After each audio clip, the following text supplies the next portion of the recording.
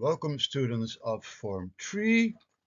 We're talking about Chapter 3, Part 3, and we're talking about the structure of government. And in specific, we are talking about the executive in this video. And this is a part 2 of 3 videos, so there will be one more. And I've also made one already. Again, about the topic about the executive, as you can see here. When you're watching this from another island or country in the Caribbean that is connected to the CXC program, this video might also be very helpful for you because I am also using a book that is used widely in the CXC system. This book, Social Studies for CSEC Study Guide. This book is what I'm using. So you can take that in front of you also. And the goal of this video is describe the executive within the structure of government. So you have the whole government, and one part of government, one very important part of government is the executive. And we're going to describe then that within the bigger structure of government, of the ministers and the prime minister and the parliament and so on.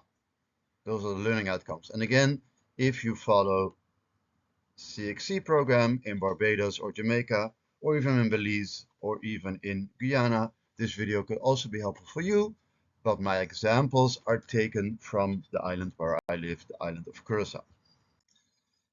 We're going to talk about how the cabinet system works. How does the cabinet system work? We're going to talk about that. And this slide is going to take you through that. And again, this is to be found in this book, Social Studies for CSEC, paragraph 3, chapter 3, the executive. How does the cabinet system work? The principle of collective responsibility we're going to talk about first. The principle of collective responsibility. Let's look. The cabinet meets to discuss and approve government policies, and when a government is approved, it becomes cabinet policy.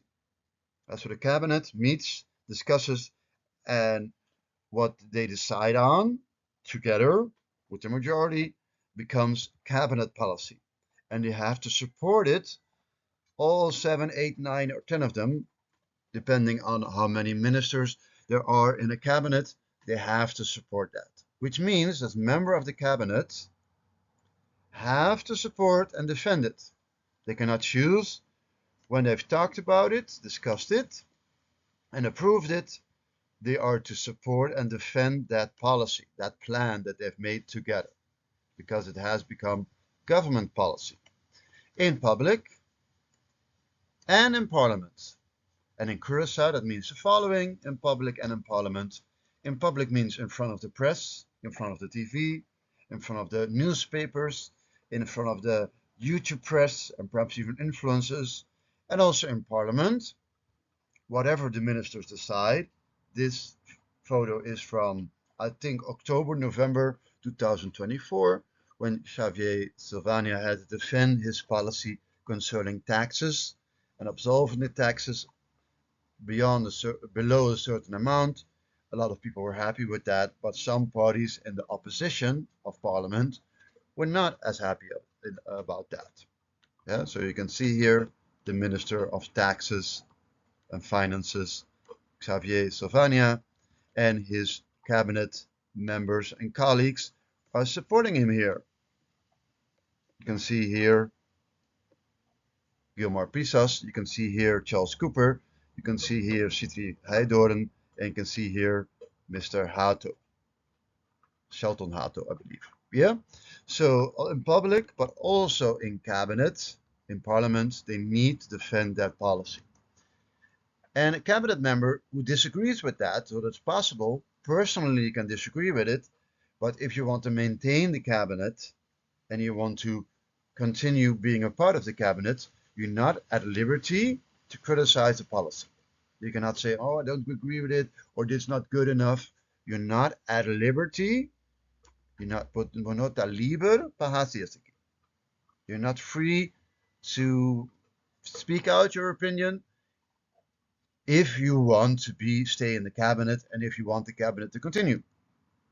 So the whole cabinet, this was the last cabinet of the last 4 years, 2025, 2021, más o menos. This was that cabinet. And if they wanted to continue with that cabinet, they're not allowed, not at liberty to criticize the policy or express disagreement, not in public and not in front of the press, the TV, journals, and the newspapers. The whole cabinet, and now comes that very important word, the principle of collective responsibility. The whole cabinet has to take responsibility for any decisions made. This is so-called principle of collective responsibility that you can see over there in the corner. Ooh, I have to make it yellow actually. Choose that color. So the principle of collective responsibility. Yes, you're right, yeah, right color. The principle of collective responsibility. And it's also visible here and here. And in Papiamento that would be Principio de Responsabilidad Colectiva. So when you've discussed it, when you've approved it within the cabinet, all the ministers and the prime minister, it becomes a part of the collective, of the group together. And you're not allowed to criticize it anymore. We continue with the second half of the page. Yeah, the cabinet has to obtain, Anja, to obtain the approval of Parliament for any major policy it wishes to implement. So the decisions it wants to make about important policy changes, plans, it has to have the approval of Parliament. And what does it mean? This is our Parliament with 21 seats, 21 asiento none, 21, and the majority of seats within this Parliament has to support that. In this Parliament of Curaçao, that being 11 or more. So 11 or more persons in Parliament, elected in Parliament, have to support the policy of the government. And we see here, this has been the elections, and we see here MFK has 55.2% of the votes. That's more than a majority of the votes, and because of that they got 13 asiento none, 13 so-called seats. So they have the majority, MFK, on their own, that's pretty special, to have support in Parliament for all of their policy changes, all of their decisions. Yeah. There are occasions, however, when government ministers will rebel and vote against their party. This is very rare. It doesn't happen a lot. The role of members of Parliament, whether from the opposition parties or from the governing party, is to challenge, so whether being from the opposition or whether being from the MFK. Yeah. So this is the opposition. And those especially who got a seat in Parliament, so it's the MFK. So the PNP, sorry, the PNP and the PAR, they have gotten a seat in Parliament, PNP and PAR, and also the MAN-PIN, they've also gotten a seat in Parliament. Those three parties, this one here, this one PAR here, and the PNP over there, they are the opposition, and the ruling party, the government party, that's the MFK. They are in government, whether from the opposition parties or from the governing party, they need to challenge the proposed cabinet policy. That's very important. So whether being part of the MFK in Parliament or whether being of opposition, both of their roles is to be very critical of what the government actually does. MAN-PIN, PAR, PNP, but also the MFK themselves in Parliament have to be very critical and very alert and very thoughtful about what the government actually does. All of them, actually. All of those 21 have to be very critical, very alert, thoughtful about what the government does. That's our function. Yeah? So this is very important. They have to challenge the proposed cabinet policy. The persons in opposition, yeah, but also those being a member of the governing party. So all of these people in parliament, 21 asientos, 21 seats, they have to challenge the proposed cabinet policy. Is it wise to do this? Is it good policy? Is it smart policy? And so on. That's a function. That's a very important function of opposition. Yeah, very important that they do that. And why do they do this? By doing this, they keep the executive in check. So the MFK, they will form government. Yeah. And earlier they had a government with PNP in the last 4 years, starting 2021. Yeah. But now probably MFK can do it on their own.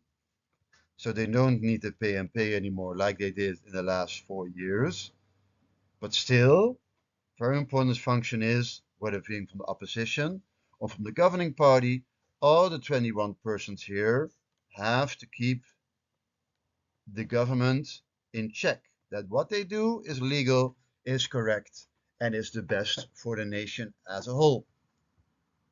It's a very important function of the parliament, those 21 being present in the parliament, as you can see here.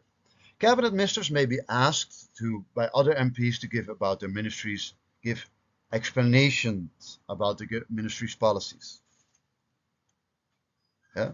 There's the right of interpellation, the right of enquête in very extreme cases.